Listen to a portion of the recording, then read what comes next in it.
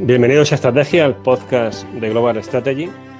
Soy Javier Jordán y hoy vamos a hablar sobre terrorismo y su dimensión geopolítica y las tendencias de futuro del terrorismo.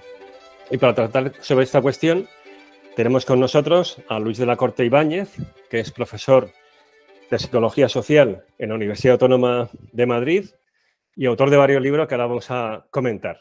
Pero antes de nada, bienvenido. ¿Qué tal, Luis? Hola Javier, muchas gracias. Encantado de poder participar en vuestros podcasts. Pues un placer tenerte por aquí, porque nos conocemos hace ya muchos años Sí, bastantes.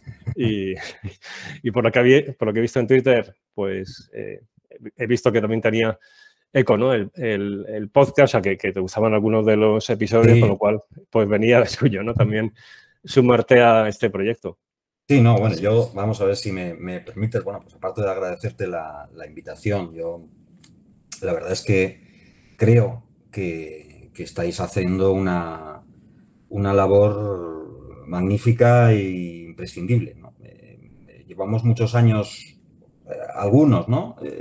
Y tú significativamente entre ellos, tratando de promover una verdadera difusión de cultura de defensa, cultura de seguridad, cultura estratégica, etcétera.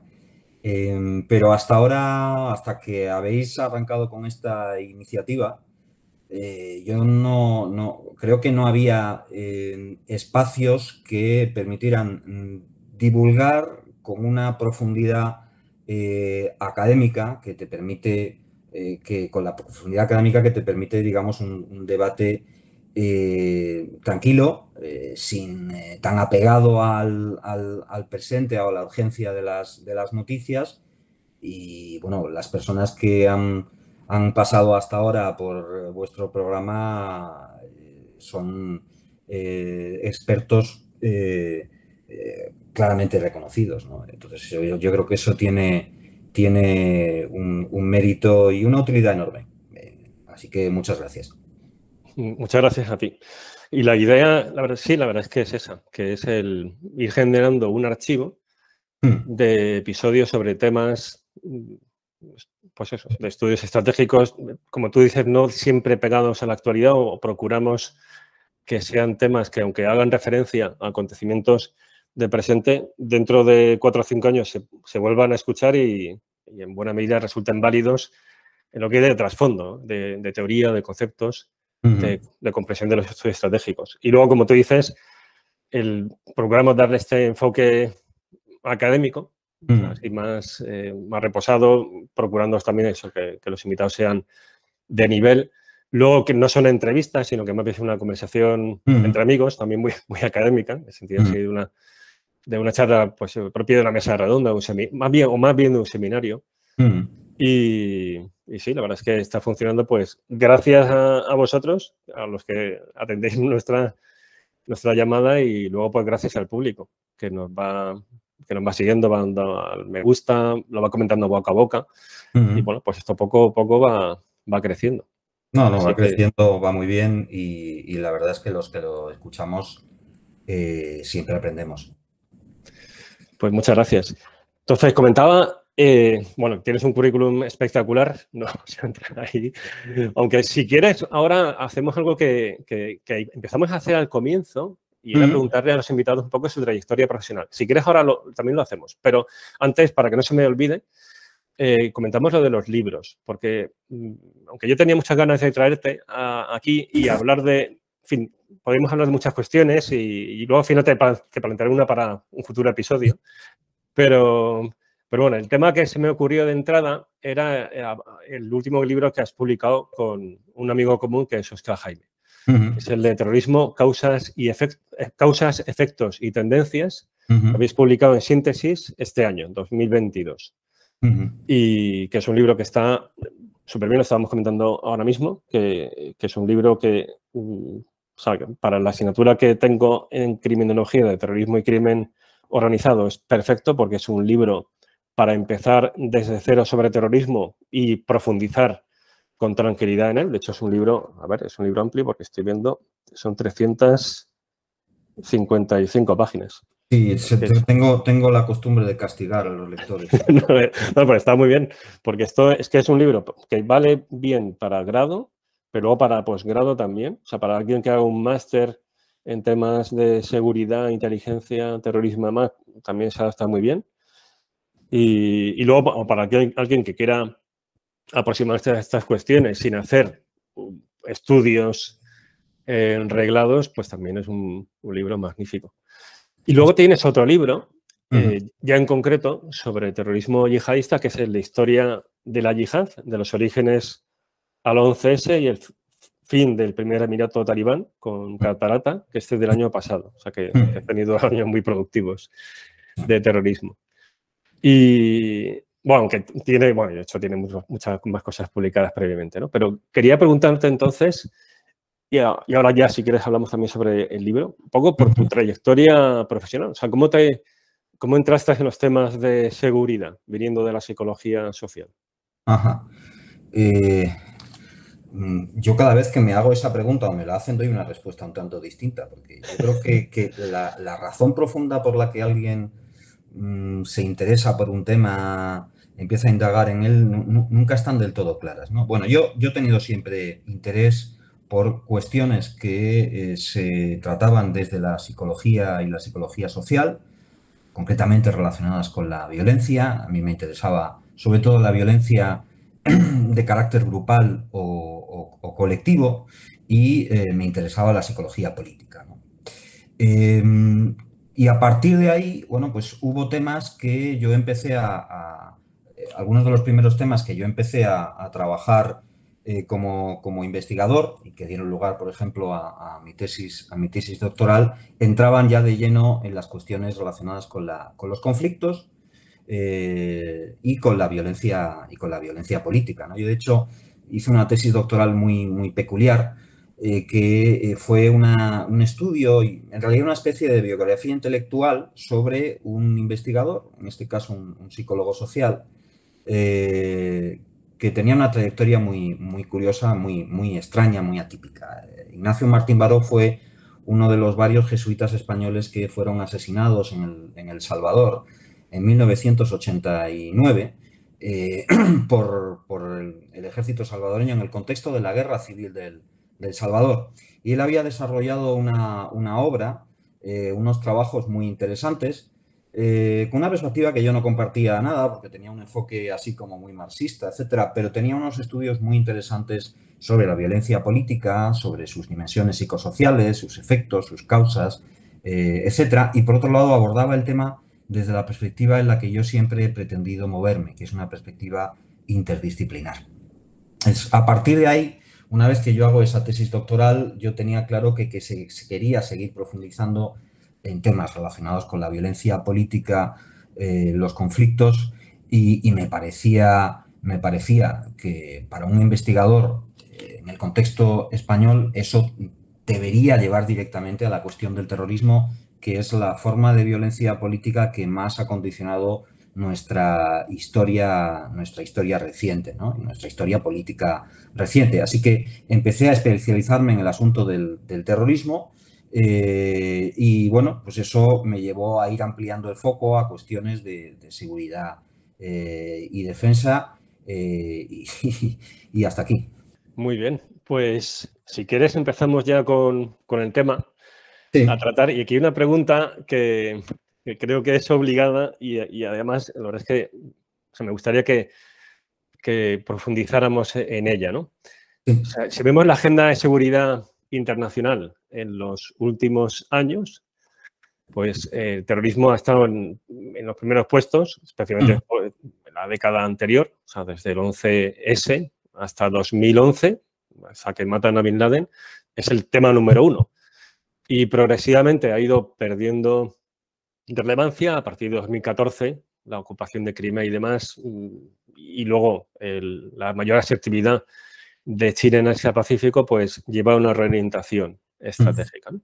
Entonces, claro, un poco la pregunta, viendo el libro, es, da la impresión de que ahora mismo el tema principal de la agenda internacional es la rivalidad entre grandes potencias. Sí. Algunos también hablan de ese retorno de la geopolítica. También me gustaría saber tu opinión sobre si ese término es acertado, ¿no? Para referirse a esa rivalidad entre grandes potencias, o más bien convendría hablar de, pues, política internacional o dicha rivalidad simplemente. Y en qué medida el terrorismo sigue siendo relevante y por un poco cómo os habéis lanzado a publicar un libro sobre terrorismo siendo quizás un tema que a primera vista podría parecer que ya ha pasado de moda. O sea, estoy un poco caricaturizando, ¿no? Sí, Pero un sí. poco para provocar, ¿no? Así que el principio de la conversación es decir, este libro seguro que habría sido un exitazo hace 10 años y, sin embargo, siendo un libro que es necesario, ¿cómo os habéis lanzado a él y un poco cómo justificas que esto sigue siendo un tema relevante dentro de un ámbito ya más plural, ¿no? de temas de seguridad internacional, de estudios estratégicos y demás? Bueno, el libro es el resultado del trabajo de muchísimos años, ¿no? Y de muchísimos años en los cuales, como tú has dicho, el terrorismo era el tema principal de muchas agendas de seguridad y agendas estratégicas por el impacto del 11S fundamentalmente y sus secuelas, ¿no? Y bueno, uno empieza, son trabajos con muchos años de estudio detrás y termina cuando termina. Y ha dado no la casualidad, pero ha terminado cuando efectivamente el terrorismo ha empezado a quedar relegado en un segundo plano, no porque no sea un problema que haya desaparecido, que va a ser que no, en absoluto, ¿no? Sí ha desaparecido como urgencia en el contexto más inmediato para nosotros, ¿no? Que es el ámbito europeo, ¿no? O el ámbito incluso de los países occidentales. Y es lógico que sea así, porque estamos en una situación señalada estos días en la cumbre de la OTAN, con toda la razón, en la que hay que dar prioridad a las consecuencias que tiene este incremento de la rivalidad geopolítica, ¿no? Yo te planteé y lo discutimos antes de preparar este programa, el interés de intentar hablar un poco de la relación entre geopolítica y terrorismo, ¿no? Que también la tratamos en el libro, entre otros asuntos, ¿no? Pensaba que era una cuestión que, en particular, a quienes siguen un podcast como este les podía interesar más que otras dimensiones del terrorismo. Y es más, yo creo que en los últimos años las investigaciones sobre el terrorismo, que han tenido un tema estrella, que no ha sido precisamente el de la geopolítica, sino el de la radicalización, los procesos de radicalización, los procesos que llevan a muchas personas a convertirse en terroristas, a integrarse en organizaciones terroristas, ha copado la mayor parte de la investigación y ha dejado en un segundo plano otras dimensiones del asunto, dando lugar además a malentendidos sobre qué es el terrorismo. El terrorismo, al menos aquel terrorismo que tiene capacidad verdaderamente para alterar las realidades políticas, tanto a nivel nacional como internacional, es una acción estratégica. Y el estudio de los procesos de radicalización no permite ver eso, oscurece la dimensión estratégica. Es decir, el terrorismo se escoge dentro de un marco estratégico o como una táctica para casi siempre obtener determinados objetivos políticos. ¿Puede tener relación con la geopolítica? Pues depende, por supuesto, de qué entendamos por geopolítica, ¿no? Y ahí entrando un poco a responder lo que tú me planteabas, ¿no? Como todo el mundo sabe que sigue estos temas, el término geopolítica se utiliza después de muchos años en los que desapareció prácticamente del lenguaje de los estudios de seguridad, etcétera, salvo en ámbitos muy concretos, en el ámbito específico militar, etcétera, ha vuelto a usarse con una enorme profusión. El problema es que se está usando con varios significados distintos, ¿no? Y a mí me parece que en muchos casos se usa dándole un significado, estirando demasiado el concepto, ¿no? El campo semántico del concepto, utilizando el término geopolítica como una especie de sinónimo de relaciones internacionales, ¿no? De política internacional.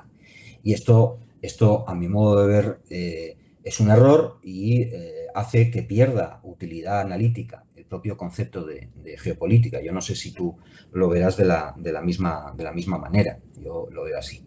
Ahora, eso sí, creo que a pesar de esto existen formas de utilizar el término geopolítica con un sentido académico de forma apropiada. Yo creo que la geopolítica se puede entender como dos cosas. Por un lado, un enfoque explicativo del comportamiento de las relaciones internacionales.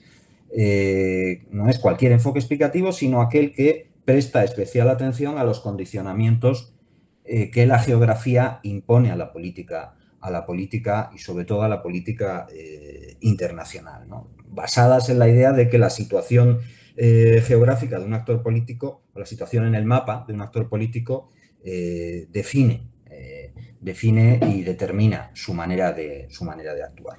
Y en segundo lugar, la geopolítica puede entenderse como una temática específica, una temática centrada en las rivalidades que enfrentan actores políticos a consecuencia de su deseo de ejercer control e influencia sobre ciertos territorios y, por tanto, también sobre las poblaciones que habitan esos territorios, ¿no?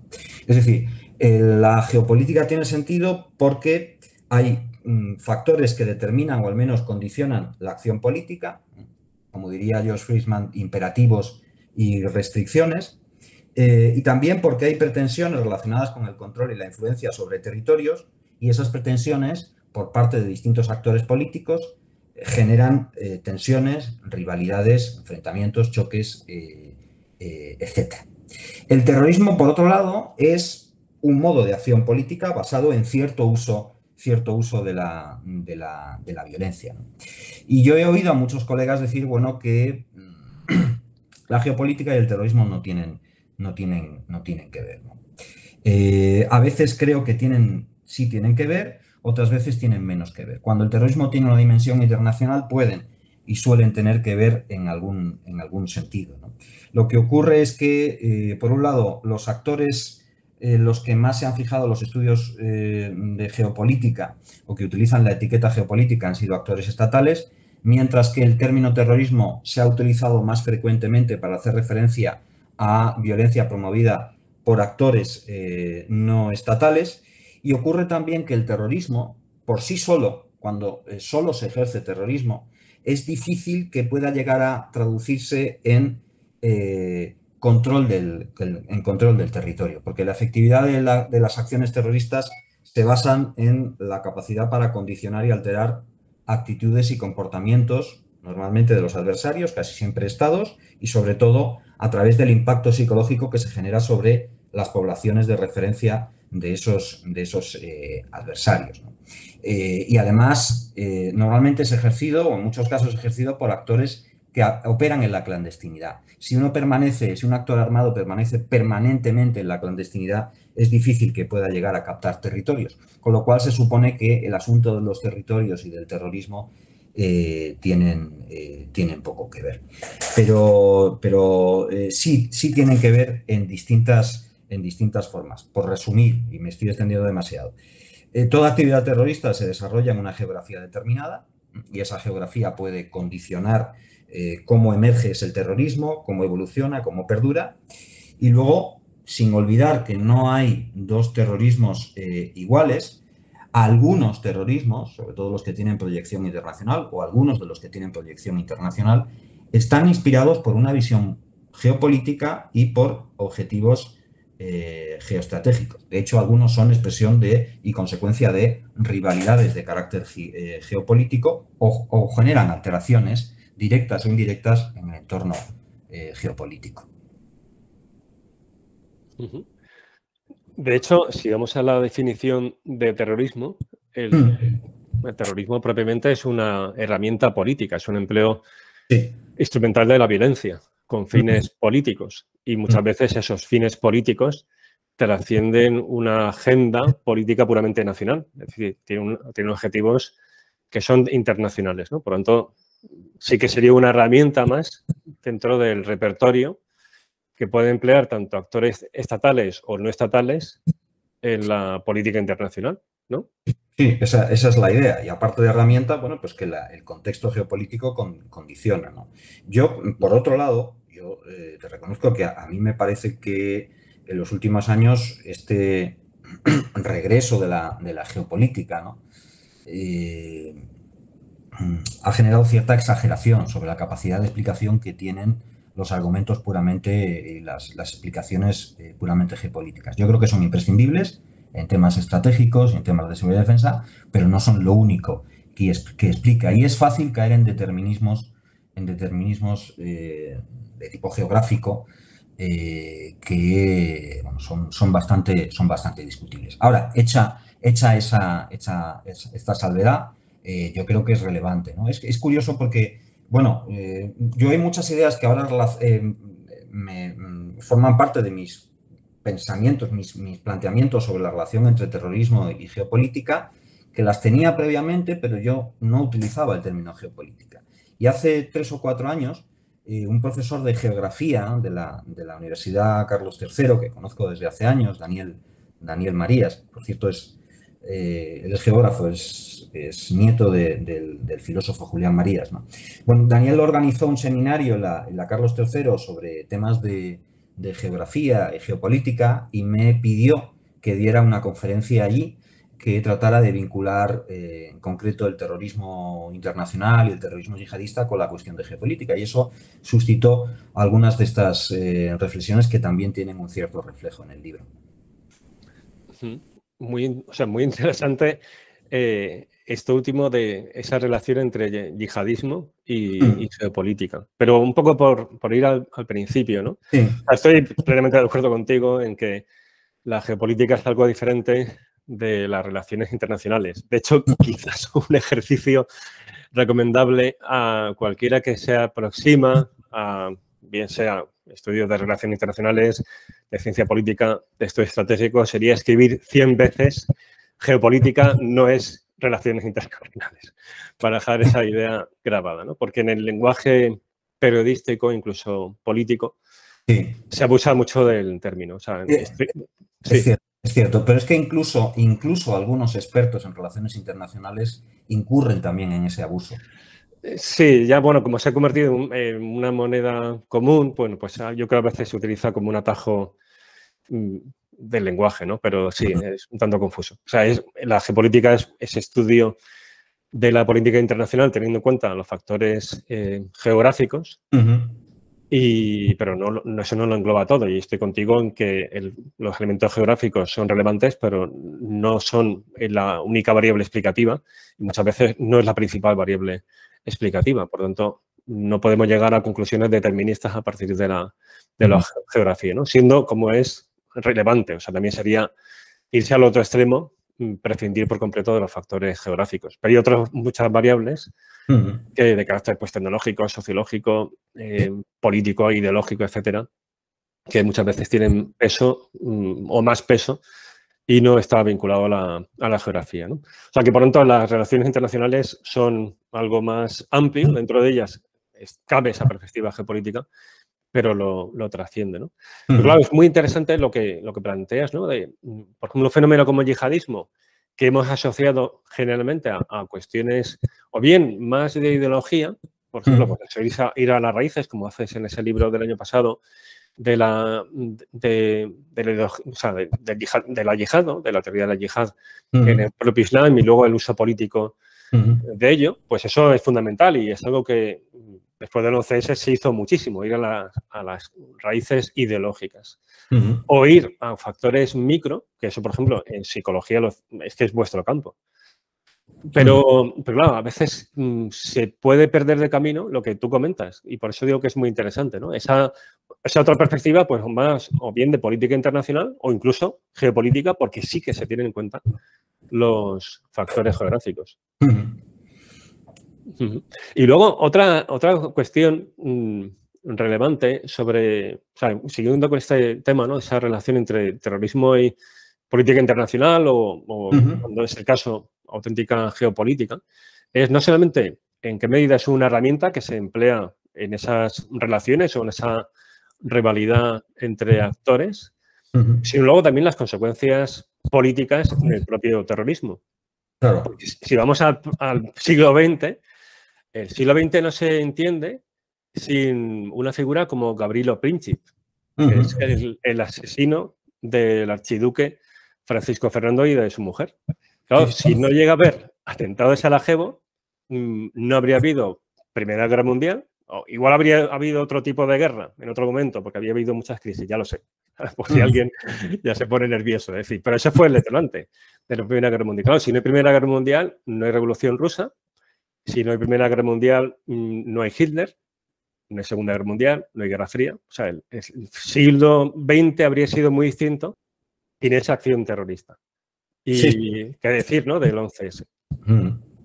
Sí, sí, eso es cierto. En realidad hay varios ejemplos y varias manifestaciones del terrorismo que se han relacionado con causas o consecuencias geopolíticas. Esa, desde luego, que tú señalas es evidente y además que se concatena con otra serie de incidentes en la medida que el terrorismo incide sobre el comportamiento de los estados y el comportamiento y las relaciones entre los estados, ¿no? Se podrían citar algunos ejemplos históricos recientes que yo creo que ponen de manifiesto esa relación o esa conexión posible y a veces efectiva entre cuestiones geopolíticas y terrorismo, ¿no?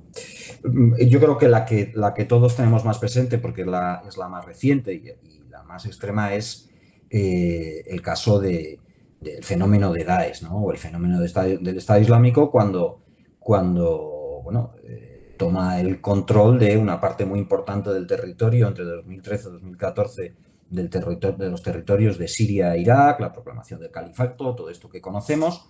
Claro, ahí tenemos un actor político, no es estatal, pero que casi se constituye en un Estado, que llega a funcionar durante un breve tiempo como un Estado, al que se sigue llamando terrorista.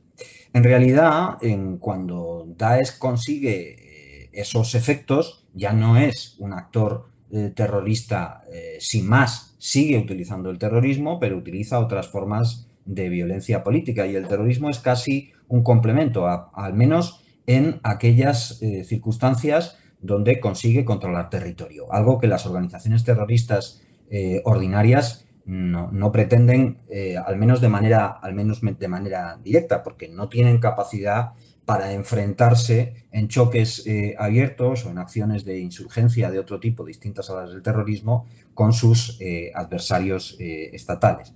El Daesh lo hace, y eso da un ejemplo de cómo muchas veces lo que ocurre es que el terrorismo se utiliza, esto lo señaló en su día creo que muy bien nuestro colega Fernando Reinares, el terrorismo a veces tiene una dimensión o se ejerce de forma estratégica y otras muchas veces se ejerce de forma táctica. Daesh, Estado Islámico, durante un largo tiempo utilizó el terrorismo como una estrategia y luego lo convirtió en una táctica que combinaba con otras formas de acción armada mucho más letales y que le permitían controlar territorio, ¿no?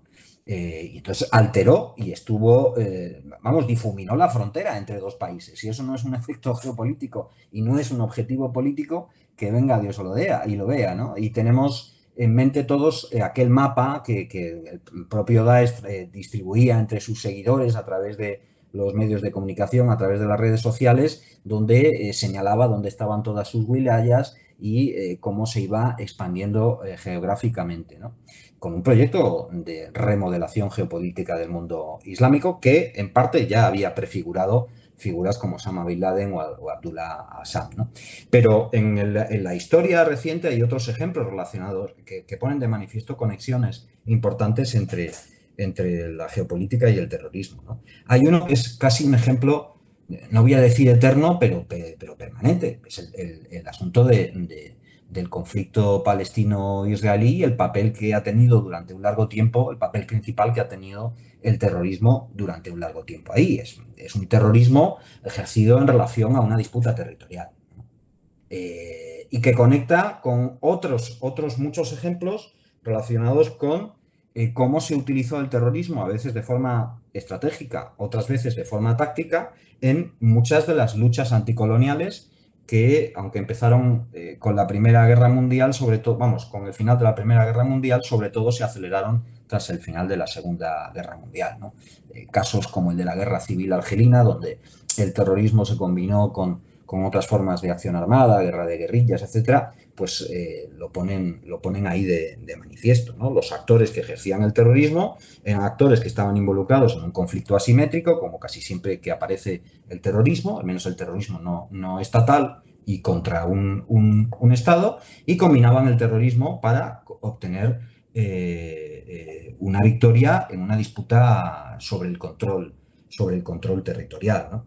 Y luego, en un último ejemplo a tener en cuenta, más general, es que yo creo que en parte tú lo has aludido, lo has sugerido, aunque no lo has dicho expresamente, hay que recordar el papel que tuvo lo que en un momento determinado empezó a llamarse terrorismo internacional. Recordemos que esa expresión, terrorismo internacional, y ese concepto se acuñan para hacer referencia a una situación internacional a partir de los años finales de los 60, sobre todo los años 70 y los 80, en la que no pocos estados patrocinaban a grupos terroristas que operaban en otros países como una herramienta de la política internacional en el contexto de la Guerra Fría o en el contexto de disputas de influencia política y geopolítica entre estados, potencias intermedias, etcétera, incluidas las dos superpotencias, ¿no?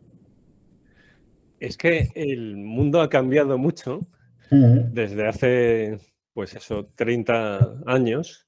Y claro, yo creo que mucha gente o no se acuerda o simplemente no vivió esa época en que cuando hablamos de terrorismo internacional era sinónimo de terrorismo patrocinado por estados. Claro. O sea, la idea de actores terroristas, actores no estatales terroristas de alcance global era algo extraño. O sea, yo me acuerdo la primera vez que leí la palabra Osama Bin Laden, o sea, el nombre, y o sea, una referencia a él en un artículo de la revista española de Defensa, que en aquellos años, o sea, hablo de mitad de los 90, era de las pocas publicaciones sobre estas cuestiones y que hablaba de un millonario saudí que estaba refugiado en Sudán, o sea, de aquellos años previos a que fuera Afganistán, o sea, tuvo que ser antes del 96, que estaba financiando una red internacional terrorista. O sea, a mí aquello me sonó casi algo novelesco, o sea, algo irreal, porque lo normal, precisamente en aquellos años 90, era que el terrorismo fuera financiado o patrocinado por países como Irán, por ejemplo. Sudán era un refugio terrorista, pero porque había campos de entrenamiento de Irán, de Hezbollah, el GIE también tenía presencia por allí. Es decir, había apoyo estatal a actores terroristas y los estados utilizaban el terrorismo como una herramienta más en su acción exterior. Y, o sea que ahora mismo ya hemos normalizado actores no estatales como Al-Qaeda o el Daesh, pero es que lo normal ha sido que el terrorismo internacional fuera una herramienta más de esa rivalidad entre estados. Sí, en efecto, en efecto. Muy bien, y luego yendo ya a un poco a las causas más profundas, aparte de los propios actores, o sea, otras variables ya externas a dichos autores, o sea, ¿qué fenómenos o qué realidades sociopolíticas concretas que tienen una dimensión, pues eso, de política internacional o propiamente geopolítica, crees que se relacionen con el terrorismo o influyen sobre él? O sea, yendo ya a las causas del terrorismo, ¿cuáles de ellas pueden tener relación también con este aspecto más internacional? Pues precisamente en el libro hacemos una relación de ellas, ¿no? De algunas, ¿no? Una de ellas ya la he mencionado hace un momento, los escenarios de competición geopolítica, como el escenario de la Guerra Fría, por ejemplo, como los escenarios previos del proceso de descolonización, que en cierta medida se solapa con el de la Guerra Fría, que alteran las relaciones entre los estados, pueden tener consecuencias, pues como la que acabamos de destacar, ¿no? De que los estados decidieran en un momento determinado apoyar el terrorismo, convertir actores terroristas en proxies, como se suele decir, utilizarlos como una herramienta de política exterior. En segundo lugar, bueno, también lo he señalado antes y me he referido en el caso concreto al caso concreto del conflicto palestino-israelí, muchos terrorismos surgen como expresión, como una de las expresiones de disputas territoriales asociadas a rivalidades interétnicas, interreligiosas, sectarias, incluso tribales, ¿no? En tercer lugar, hay una cosa que yo he intentado, que Óscar y yo hemos intentado destacar y a la que yo le he ido prestando cada vez más atención, y es la relación entre conflictos armados y terrorismo. El terrorismo se da con mucha frecuencia en escenarios de conflictos armados. Y hablo tanto de conflictos armados de baja intensidad, ¿no? Con menos de 1000 muertos al año y tal, como se dice en algunas definiciones, ¿no? Académicas, o conflictos de mayor intensidad con al menos 1000 o más de 1000 muertos al año. Fíjate, hay un dato que recogemos en el libro y que yo analicé también hace un par de años en un informe que hice para el Observatorio de Estudios Internacionales sobre Terrorismo, y es que si uno coge la base de datos de incidentes de terrorismo global, ¿no? El Global Terrorist Index elabora informes anuales, encuentra que entre 1970 y 2018 el 93% de las muertes atribuidas a incidentes terroristas se dieron en países que estaban involucrados en un conflicto armado. Casi todos ellos guerras civiles, es verdad. Pero también es verdad que muchas de esas guerras civiles estaban internacionalmente intervenidas, como ha pasado en muchas de las más recientes donde el terrorismo yihadista ha estado presente, ¿no? Y además, los ataques terroristas más letales que se han producido durante ese periodo, recuerdo, es un periodo muy largo, desde 1970 a 2018, se han producido en escenarios de conflicto armado. Es decir, hay varios modos en los que los conflictos armados, que muchos de ellos tienen una dimensión geopolítica, obviamente, pueden potenciar el terrorismo, ¿no? El terrorismo puede ser usado por los bandos enfrentados, o estos pueden utilizar el terrorismo una vez que, digamos, una guerra ha acabado, algunos de esos actores pueden seguir tratando de prolongar el conflicto mediante el terrorismo. Los conflictos armados, lo hemos visto desde los años 80, han dado lugar a la infiltración de actores terroristas extranjeros en países involucrados en terroristas armados. Esto nos lleva al fenómeno de los combatientes extranjeros, que tanta importancia ha tenido en el desarrollo del terrorismo yihadista.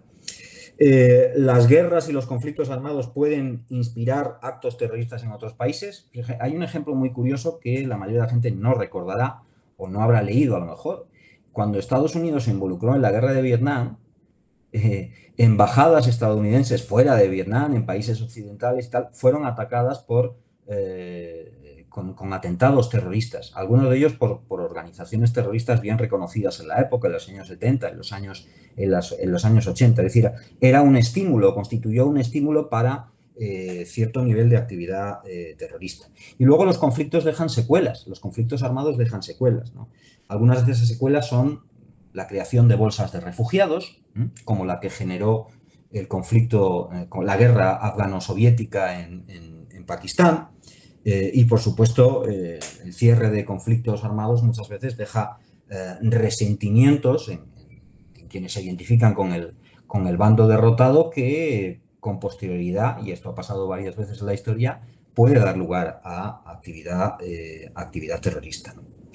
Una cuarta variable, los cambios geopolíticos en la distribución, o sea, los cambios en la distribución de poder que los países ejercen sobre los territorios, ¿no? Y esto nos lleva de nuevo a ejemplos que no voy a volver a mencionar, salvo uno que no he mencionado hasta ahora. He hablado del terrorismo y su relación con la Guerra Fría y cómo esta lo condicionó. Pero lo que ocurre inmediatamente después de la Guerra Fría es un periodo que luego hemos visto que ha durado muy poco, es un periodo de verdadera unipolaridad en el plano geopolítico. Es decir, Estados Unidos emerge, no Occidente en su conjunto, sino sobre todo, también Occidente, pero sobre todo Estados Unidos emerge como el campeón de la Guerra Fría, el vencedor de la Guerra Fría, y hay unos años en los que no tiene ningún rival geopolítico en el ámbito internacional. No duran mucho. Eso pudo contribuir, yo creo que contribuyó, no sé qué piensas tú, Javier, pero contribuyó al giro estratégico que dio el propio terrorismo yihadista, que fue impulsado por Osama Bin Laden, ¿no? Recordemos que el terrorismo yihadista surge como una violencia interna en los propios países musulmanes, una violencia con una agenda política local, como tú y yo explicamos en un libro que escribimos, por cierto, y que publicamos ya hace muchos años, en 2007, ¿no? La yihad terrorista.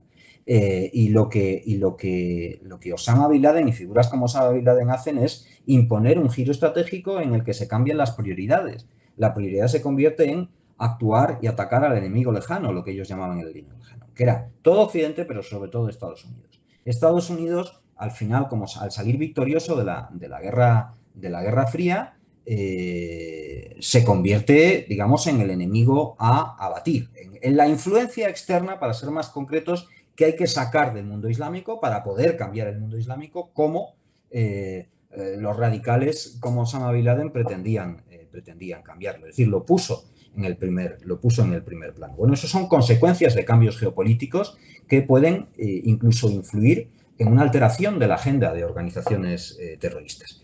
Y luego hay un par de cuestiones más que están relacionadas con los conflictos armados y con el terrorismo, y que hemos visto que han sido muy importantes en la proliferación del terrorismo, sobre todo el terrorismo yihadista, en estos últimos años. El problema de la fragilidad de algunos estados, los estados fallidos o frágiles, han sido los más fácilmente penetrados en estos últimos años por el terrorismo internacional, lo hemos visto, y el papel que, en muchos casos, en esos mismos países con estados frágiles, han tenido lo que tradicionalmente se ha denominado santuarios terroristas, ¿no? Como el santuario que tuvo Al-Qaeda en Afganistán y que luego, de alguna manera, en condiciones mucho más complicadas, prolongó en cierta medida en las áreas tribales de Pakistán después del 11S y durante un tiempo, ¿no? No creo que esta lista sea exhaustiva, pero creo que son unas cuantas variables que tienen una cierta dimensión geopolítica que han tenido una clara incidencia en el terrorismo. Sí, son variables relevantes. Una que me llama mucho la atención y que me gustaría un poco comentar, ¿no? Para ver cómo lo ves, es la de la unipolaridad norteamericana. Sí. Sobre todo la unipolaridad militar.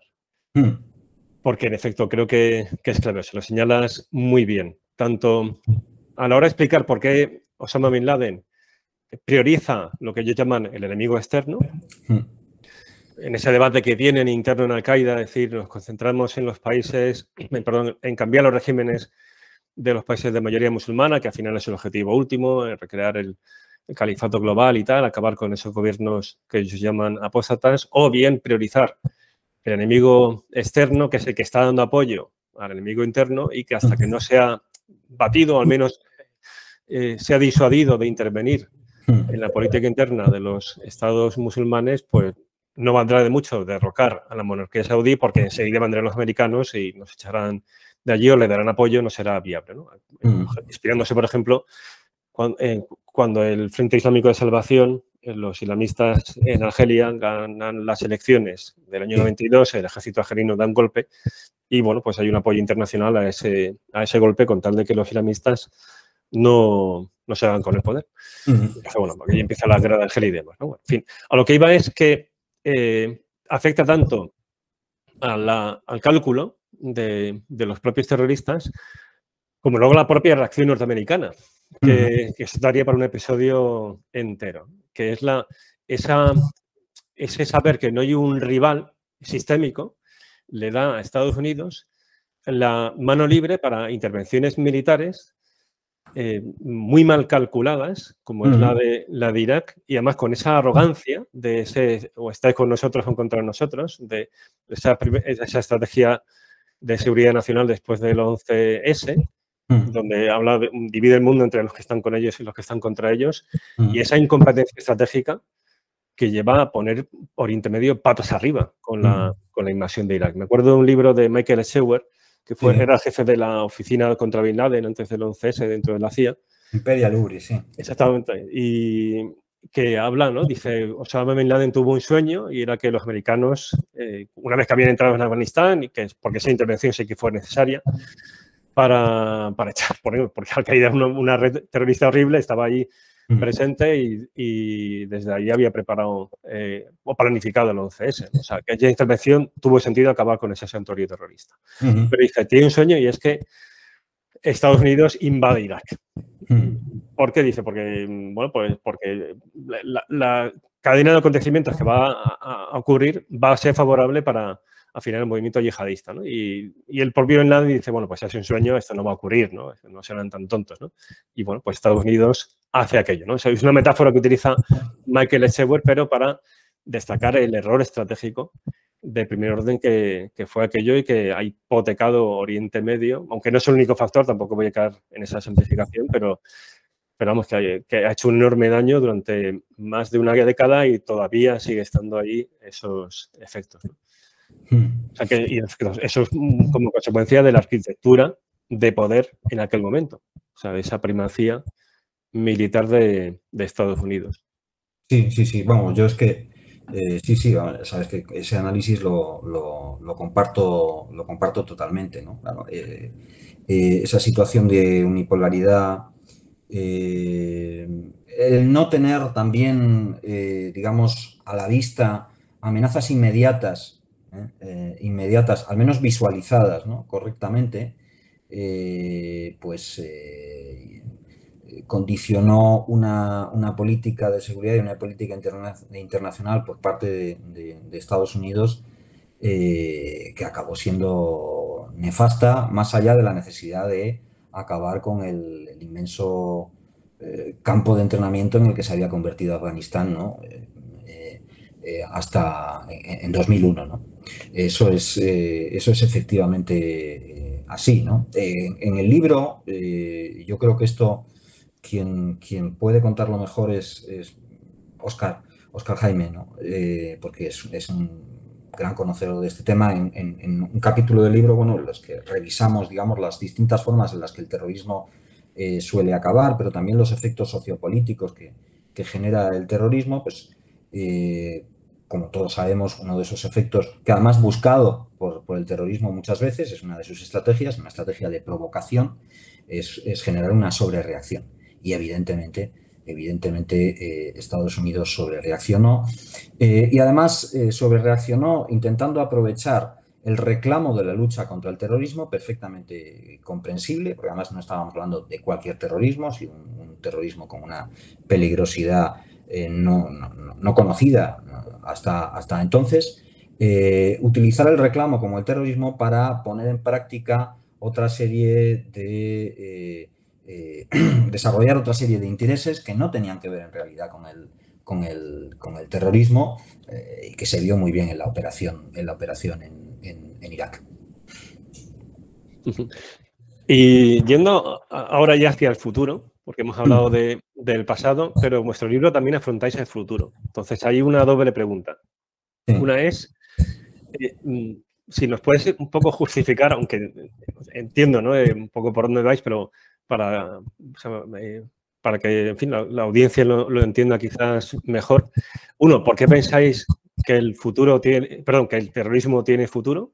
Es decir, porque va a ser un aspecto relevante de la agenda de seguridad internacional, más allá de la mirada de la prensa internacional o de su presencia en los discursos políticos, pero lo cierto es que sigue siendo todavía un tema relevante y si no, veamos, por ejemplo, la actuación del Mando de Operaciones Conjunto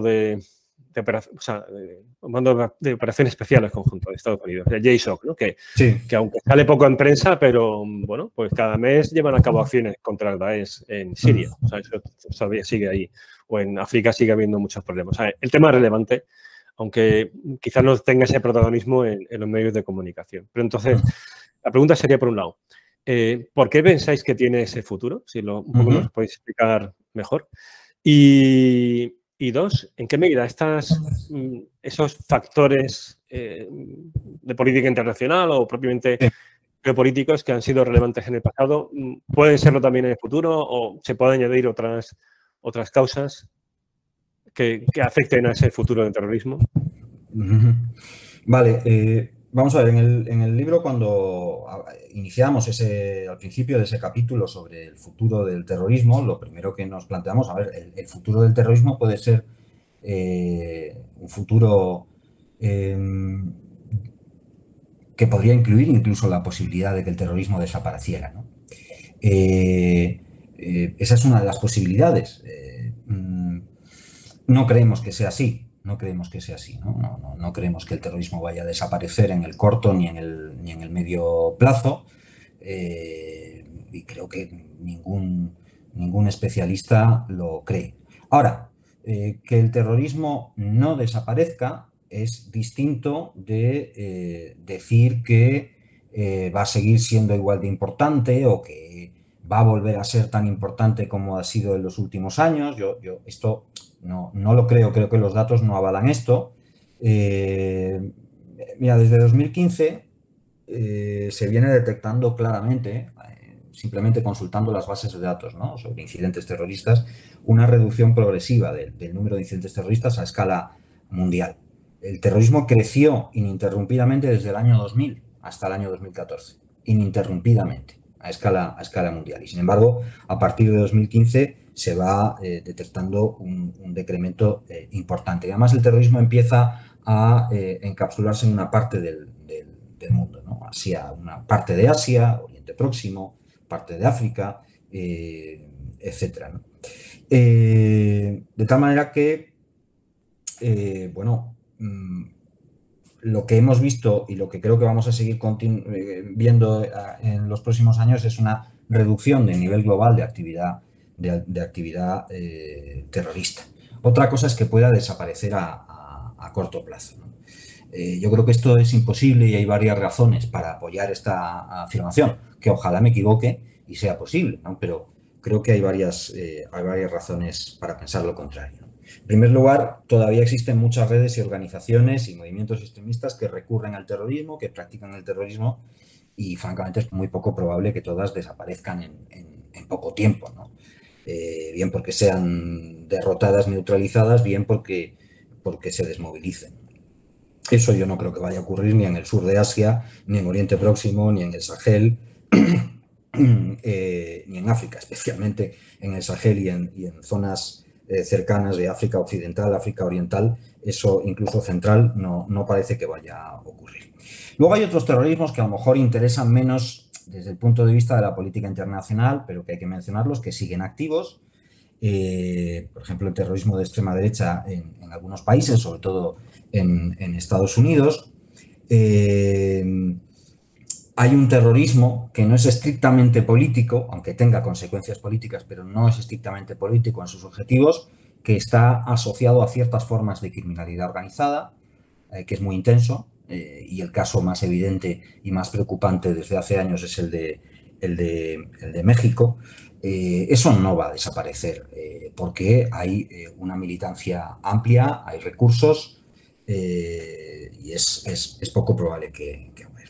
En segundo lugar, hay que tener en cuenta que el terrorismo es una forma de violencia que se puede utilizar, tú lo has dicho antes, con objetivos sumamente diferentes y en escenarios muy variados.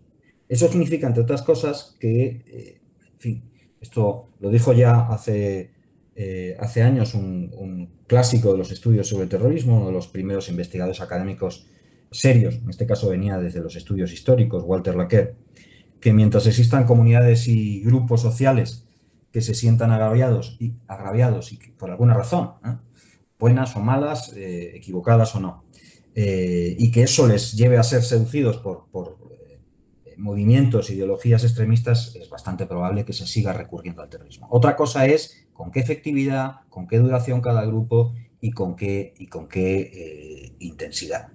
Y eso enlaza con la otra parte de la pregunta, o la otra pregunta que decías, ¿no? Cómo las relaciones internacionales, los cambios que se están produciendo en el escenario internacional podrían afectar al terrorismo en un sentido, digamos, potenciador o facilitador, ¿no?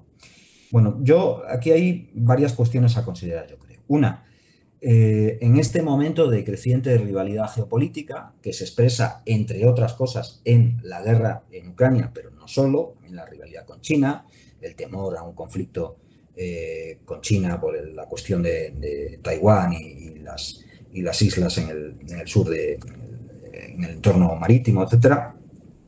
Lo que es obvio es que ese escenario internacional, ese predominio y esa prioridad en materia de agenda de defensa y de seguridad de la rivalidad geopolítica y sus expresiones principales o sus consecuencias, lo que hace es que deja el terrorismo y a la actividad terrorista la opaca en cierta medida, la pone en un segundo plano. Y es evidente y es lógico que sea así, ¿no? Pero eso puede tener consecuencias que paradójicamente potencie el terrorismo o que permita que pervivan movimientos, grupos, organizaciones terroristas y que se siga desarrollando actividad terrorista en muchos escenarios. El mismo cambio de prioridades en la política exterior en relación a materias de seguridad y defensa, pues puede, y yo creo que ya se está empezando a traducir, y lo vamos a ver más claramente, en una reducción de las operaciones y las actividades que tienen objetivos antiterroristas. Puede traducirse en una reducción de la cooperación internacional en materia antiterrorista, aunque haya un incremento de la cooperación internacional en términos generales en seguridad y defensa, pero no con el terrorismo como primera prioridad. Pueden reducirse los recursos que se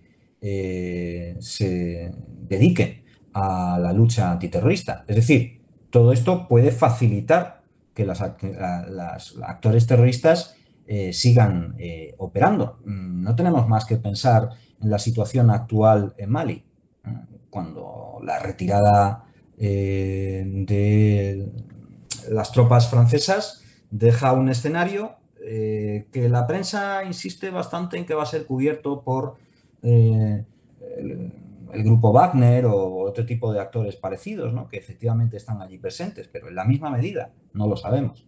Y lo que sí hemos visto en los últimos años es que este tipo de actores terroristas funcionan como un gas. Allí donde hay un hueco, lo cubre. Allí donde no hay una presión permanente, se desplazan, vuelven a actuar, se recuperan, son bastante resilientes, como se suele decir ahora, ¿no? O sea que eso indirectamente puede afectar, ¿no? El terrorismo podría ser adoptado también como una táctica al servicio de estrategias de guerra híbrida. Esto no se contempla frecuentemente hoy al hablar, al conceptualizar el tema de guerra híbrida, es una cuestión de la que sabes mucho más que yo, ¿no? Pero esa es una posibilidad, ¿no? Esa es una posibilidad, ¿no? Y en escenarios de conflicto abierto, pues podría ser utilizado. Hay un informe muy breve, y termino con esto la respuesta, que sacó en marzo de este año el think tank norteamericano de Southern Group, que se planteaba por las consecuencias, se planteaba qué implicaciones podía tener pensaba en marzo de 2022, que el conflicto en Ucrania se prolongara. Y señalaba una serie de consecuencias, como está ocurriendo, ¿no? Como estamos viendo, ¿no? Estamos en una guerra de desgaste en Ucrania que podría prolongarse durante bastante tiempo, ¿no? Y lo que decía, planteaban algunas hipótesis que no sé si son mucho o muy poco probables, pero que no son absurdas, ¿no? Que la anarquía reinante en un escenario de conflicto que se prolonga, pues pudiera, en primer lugar, atraer actores violentos extremistas que utilizaran el terrorismo o que ya tuvieran experiencia de uso del terrorismo, ¿no? Se planteaba también que incluso Rusia llegara a utilizar operativos clandestinos para cometer atentados en Europa y traer así la guerra al corazón de Occidente, ¿no? Esto es muy probable, yo no lo creo, pero no se puede descartar totalmente, ¿no? Yo estoy elaborando desde hace meses un informe sobre el grupo Wagner para el Instituto Español de Estudios Estratégicos, y lo que uno comprueba cuando analiza, digamos, la trayectoria de esta supuesta empresa privada, que es discutible que consista básicamente en eso. Algunas de las acciones que han llevado a cabo en los últimos años en distintos escenarios de conflicto pueden ser alternativamente calificadas o bien como crímenes de guerra, y así lo dicen Naciones Unidas en algunos informes, o lo sugiere al menos, o como acciones terroristas. Y de hecho, en realidad, hay acciones terroristas que son crímenes de guerra y viceversa, ¿no? Esto podría ir a más, ¿no? Sí, o sea, muy interesante todo lo que has comentado. Si algo destacaría es esa imagen que pone que es como un gas, ¿no? Que ocupa esos espacios que quedan libres o una enfermedad, ¿no? Que uno de estos virus que queda ahí latente hasta que el cuerpo pues baja en defensas y entonces vuelve a dar la cara, ¿no? Pensando, por ejemplo, en el Daesh tanto en Oriente Medio como en países de África, donde allí donde encuentren fragilidad estatal o que, por ejemplo, vuelve a haber una situación conflictiva en Siria, aprovechen esa ventana de oportunidad para resurgir. O sea, totalmente de acuerdo, ¿no? Y ese desplazamiento de la atención y los recursos a la rivalidad entre estados que prive de los recursos necesarios para combatir el terrorismo. O sea, me parece muy acertado. Y ya para terminar, continuando con esta cuestión de futuro, ¿qué continuidades veis en cuanto a tendencias, ya no tanto de política internacional, sino más bien tendencias sociales, ideologías que legitimen el terrorismo, y qué discontinuidades? Es decir, qué novedades podemos encontrarnos, por ejemplo, en términos tecnológicos, pues de un uso ya propiamente de ciberataques destructivos, o sea, no mera propaganda en Internet, sino emplear el ciberespacio para acciones destructivas que con fines, o sea, de carácter terrorista, o con, pues no sé, otras tecnologías, por ejemplo, drones, que esto es algo que yo creo que tarde o temprano vamos a sufrir en nuestras propias carnes, o incluso eventualmente, aunque esto, la verdad es que allí soy un tanto escéptico, ¿no? Pero la cuestión de armas de destrucción masiva también puedan ser empleadas por grupos terroristas. Bueno, en el libro, efectivamente, en el capítulo sobre futuro hay un apartado amplio que utilizamos esta expresión, continuidades, ¿no? Y la recogimos porque se nos ocurrió que podía ser un término interesante para hablar de ciertos aspectos del futuro del terrorismo a partir de una premisa previa, ¿no? Nosotros, quiero decir, quienes estamos trabajando desde hace años en temas de seguridad y defensa, en temas estratégicos, etcétera, desde al menos el 11S hemos estado, y antes en otros momentos históricos ha ocurrido lo mismo, igual que los servicios de inteligencia, hemos estado muy preocupados por lo que Taleb llama cisnes negros, ¿no? Este concepto que Taleb puso de moda, ¿no? Y en términos más generales, no solo por cisnes negros, sino por cambios de tendencias. Esos cambios de tendencia y esos cisnes negros serían, efectivamente, como tú has dicho antes, podrían definirse también como discontinuidades, ¿no? Alteraciones, formas nuevas, en este caso, en relación al terrorismo.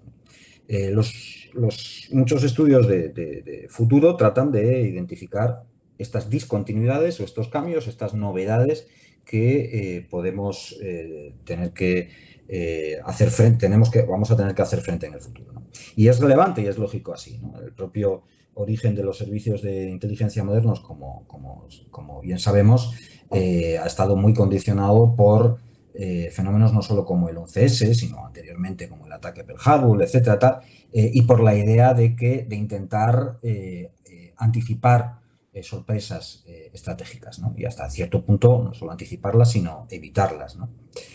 Por tanto, es lógico que se preste atención a estas discontinuidades. Es el asunto en parte de la perspectiva que habéis explicado muy bien en algún podcast de vuestro programa, etc.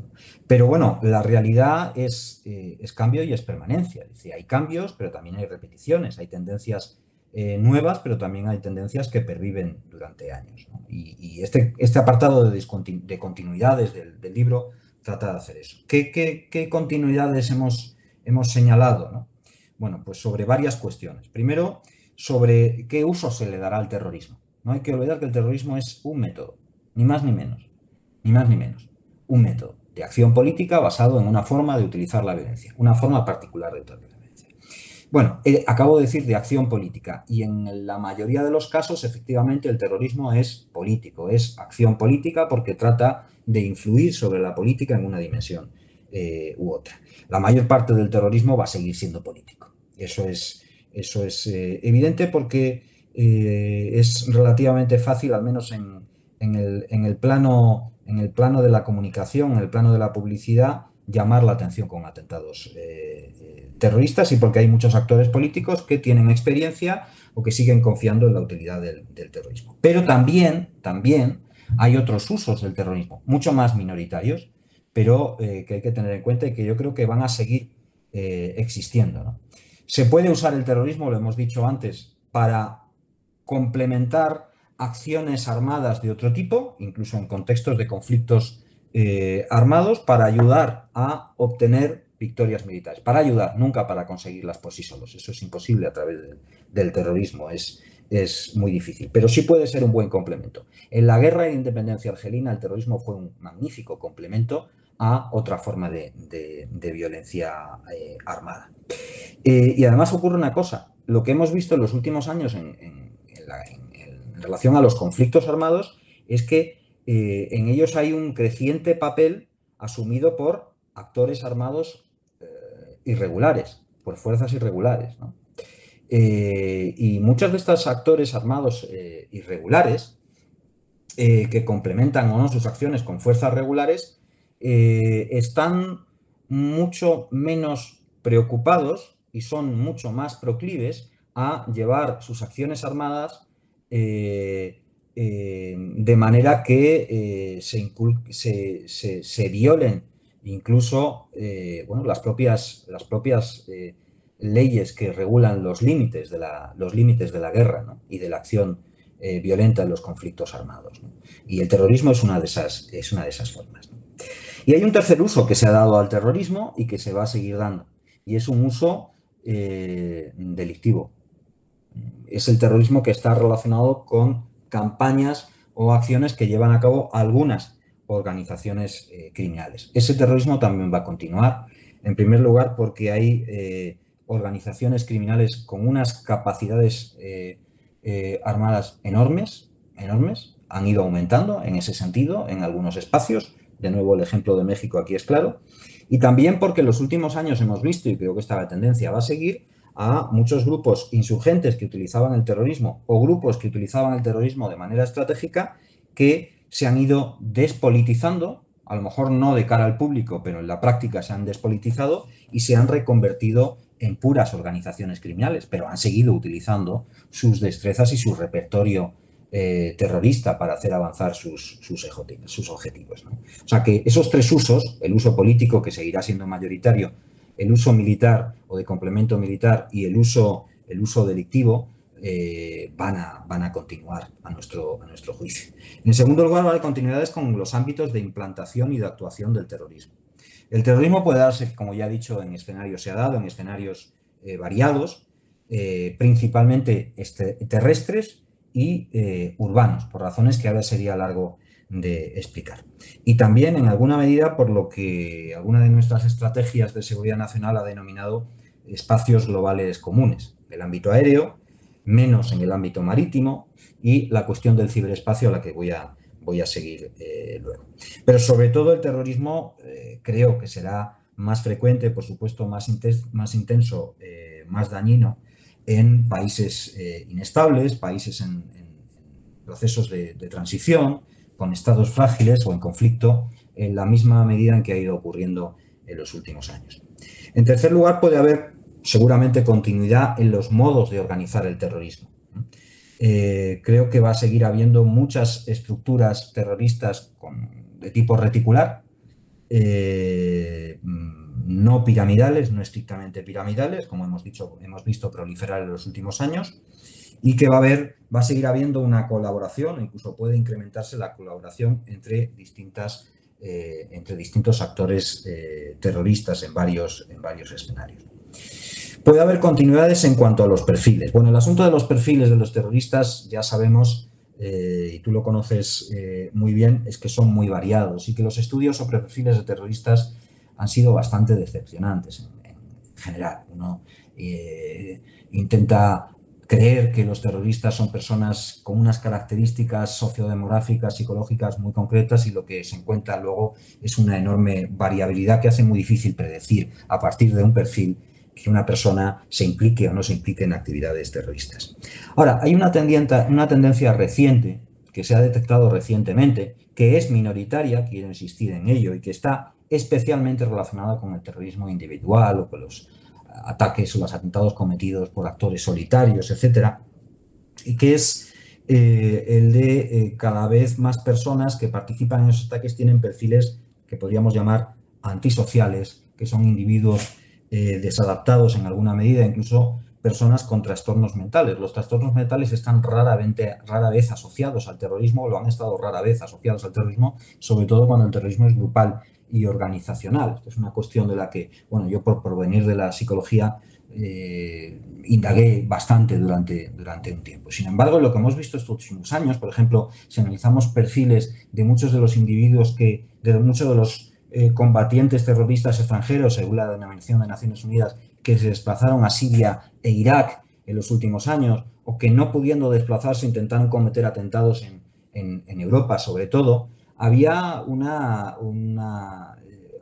porción de ellos que eran personas que tenían problemas con trastornos mentales. Y en el ámbito del terrorismo de extrema derecha pasa exactamente lo mismo. Hay razones, en el libro lo explicamos, a partir de informes sobre cómo va a evolucionar la salud mental en los próximos años, que indican que este perfil podría permanecer, ¿no? Y luego, y ya solo los cito para no extenderme más, hay tres elementos más de continuidad. Terrorismo individual y desorganizado, esto va a seguir, es muy fácil incitar a personas que necesitan una excusa, solo necesitan una excusa, un pretexto para actuar violentamente. Es muy fácil hoy en el mundo de las redes sociales y del ciberespacio y de la propaganda incitar, generar efectos de estos, aunque sean pocos y con poco impacto. Va a seguir la convergencia entre el terrorismo y la criminalidad organizada. Y desde luego la presencia del terrorismo en el ciberespacio es importante, va a seguir siendo importante. Entonces, y la otra cuestión, que la voy a plantear muy rápido, tiene que ver con los dos temores más importantes a los que se le ha dado vueltas en los últimos años en relación a la evolución del terrorismo. Una tiene que ver con una cuestión que ya nos suena un poco antigua, el posible ejercicio del terrorismo con armas de destrucción masiva, y otro es el ciberterrorismo. Sobre el tema del ciberterrorismo, es difícil pronunciarse, o es muy arriesgado pronunciarse, si uno no define previamente qué entiende por ciberterrorismo. Porque cuando tú lees, cuando tú oyes manifestaciones, trabajos sobre el tema del ciberterrorismo, cuando aparece en los medios la cuestión, etcétera, ves que a veces se hace un uso, a mi modo de ver, poco adecuado del término ciberterrorismo. ¿Qué es ciberterrorismo? ¿Que un terrorista cometa ciberataques en sentido clásico? Bueno, pues yo creo que esto es discutible. Yo creo que el término ciberterrorismo debería quedar reservado para hacer referencia a la posibilidad de que a través de acciones en el ámbito cibernético, a través de acciones cibernéticas, se puedan producir o se intenten producir daños físicos graves a personas y a propiedades. Y que esos daños físicos graves a personas y propiedades generen un impacto psicológico que exceda con mucho las consecuencias materiales, ¿no? Es más o menos lo que entra dentro de la definición canónica del terrorismo. Los ejemplos más típicos en los que se ha pensado, pues un choque entre aviones por la alteración a través de acciones cibernéticas del sistema de control aéreo de un aeropuerto, el descarrilamiento de trenes, la contaminación de un depósito de agua, la liberación de las puertas de una presa, es decir, acciones que la mayoría de ellas tendrían como blanco infraestructuras críticas o instalaciones que provisionan de servicios esenciales, ¿no? Ahí los expertos sobre esto tienen dos ideas claras, ¿no? Y hay consenso sobre dos cuestiones. Primero, que todo esto lo están considerando y lo van a seguir considerando como una posibilidad actores terroristas. Segundo, que hasta la fecha no ha habido ningún actor terrorista que haya tenido y demostrado tener las capacidades para cometer este tipo de actos de ciberterrorismo, ¿no? Y luego hay una discrepancia entre los expertos. Los expertos se dividen al plantear la cuestión del ciberterrorismo de cara al futuro entre lo que podríamos llamar escépticos frente a convencidos, ¿no? Y la verdad es que es difícil posicionarse a favor de unos y otros. Yo creo que estoy más cerca de los escépticos que de los convencidos, pero no descarto que mañana me vuelva un convencido. Es decir, los escépticos dicen las capacidades y por otro lado los medios de protección para evitar actos de ciberterrorismo como los he descrito son muy difíciles de alcanzar, ¿no? Pero también es verdad que la sofisticación, el conocimiento técnico de algunos terroristas sobre las cuestiones cibernéticas va incrementándose y que somos incapaces de predecir cuánto conocimiento habrá en los próximos años a disposición de todo el mundo para aprender a funcionar y a llevar a cabo determinado tipo de acciones en el ciberespacio, ¿no? O sea que esto es bastante incierto, ¿no? Lo único que es cierto es que todavía no hemos visto ciberterrorismo en ese sentido estricto. Y en cuanto al tema de las armas de destrucción masiva, bueno, esto es un debate que ya está un poco trillado. Fue el gran temor que surgió después del 11S, no sin razones. Y aquí, en todo caso, lo que habría que hacer es algunas precisiones. Primero, que cada tipo de arma de destrucción masiva es distinta, es muy distinta, que hay distintas probabilidades de poder utilizarlas con fines terroristas y que los efectos que se derivarían de utilizar un arma de destrucción masiva u otra diferente con fines terroristas también tendrían una magnitud muy diferente. Recordemos que hay tres: nucleares, químicas y biológicas, y que a su vez hay distintas opciones que repasamos en el libro de intentar realizar un ataque nuclear, nunca lo ha habido, de intentar realizar un atentado químico, los ha habido, algunos pocos, y un ataque con agentes biológicos, que también los ha habido, pero unos pocos. Lo que ocurre es que uno, cuando piensa en terrorismo y arma de destrucción masiva, añade un tercer componente: efectos catastróficos. Y para eso tendría que ser un ataque con un arma nuclear. Esto es muy complicado, según te dicen todos los expertos, por distintas razones. Dotarse de las capacidades es muy difícil para un actor terrorista. Trasladar un arma nuclear, si tuvieras acceso a ello, es muy difícil. Las medidas de protección son enormes, es bastante complicado. El uso de armas químicas, bueno, pues ya se ha visto que es posible. Hay que recordar el famoso atentado en el metro de Tokio en 1995 por una secta japonesa. Bueno, ese atentado al final produjo unos efectos muy limitados, unas pocas muertes, cuando pretendían que fueran miles, ¿no? Porque manejar bien, en este caso era el gas sarín, no lo sabían hacer ni siquiera los expertos que había conseguido captar esa organización. Cometer atentados con productos industriales, cloro, etcétera, como se ha intentado y se ha hecho en alguna medida, bueno, pues es más fácil y más probable. Ahora, los efectos no son probablemente catastróficos. Y en el caso de las armas biológicas, esto es algo a lo que se le ha dado muchas vueltas como consecuencia de la pandemia, ¿no? Aunque ya se había pensado antes, durante la pandemia se pensó que, bueno, los daños que puede provocar un agente patógeno pues podrían estimular, digamos, la imaginación y la motivación de los terroristas para redoblar sus esfuerzos de utilizar armas biológicas. Ya ha habido algunos ataques con armas biológicas, ¿no? Recordemos el ataque con Anthrax en 2001 en Estados Unidos, ¿no? Es un ataque que produjo 22 infectados y 5 víctimas mortales. Es algo muy lejos de los efectos catastróficos, ¿no? Lo que sería lo que sí podría dar lugar a efectos catastróficos es que una organización terrorista desarrollara su propio programa de armas biológicas. Pero eso los expertos dicen que es, si no imposible, casi imposible a corto plazo y probablemente también a medio plazo. Las capacidades, el know-how, el conocimiento, las condiciones que habría que reunir para poder desarrollar ese programa y luego para implementar adecuadamente el uso de armas biológicas, lo cual es muy difícil, es complicado, ¿no?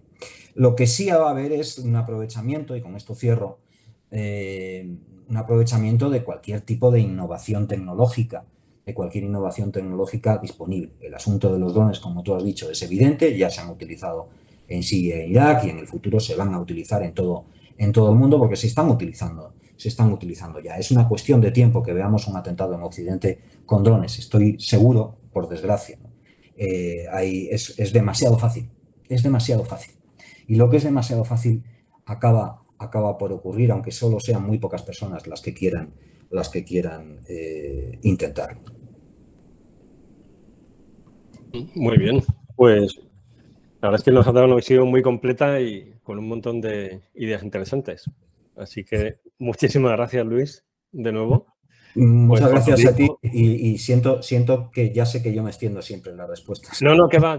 O sea, nos hemos puesto como objetivo lo de hacer episodios un poco más cortos, pero sabemos que muchas veces, pues sencillamente, pues no es posible. O sea, que el tema requiere esa tranquilidad que comentábamos al inicio y hablar las cosas y, pues con calma, profundizando. O sea, aquí huimos de esa visión pues superficial o insisto, muy pegados al momento y o sea, es un espacio de divulgación académica, de modo que aquí estamos, tú estás en tu casa, o sea que estamos encantados, ¿no? de tenerte y de ver los temas con calma, ¿no? Y también que la gente esto lo escucha en trozos, o sea que perfecto.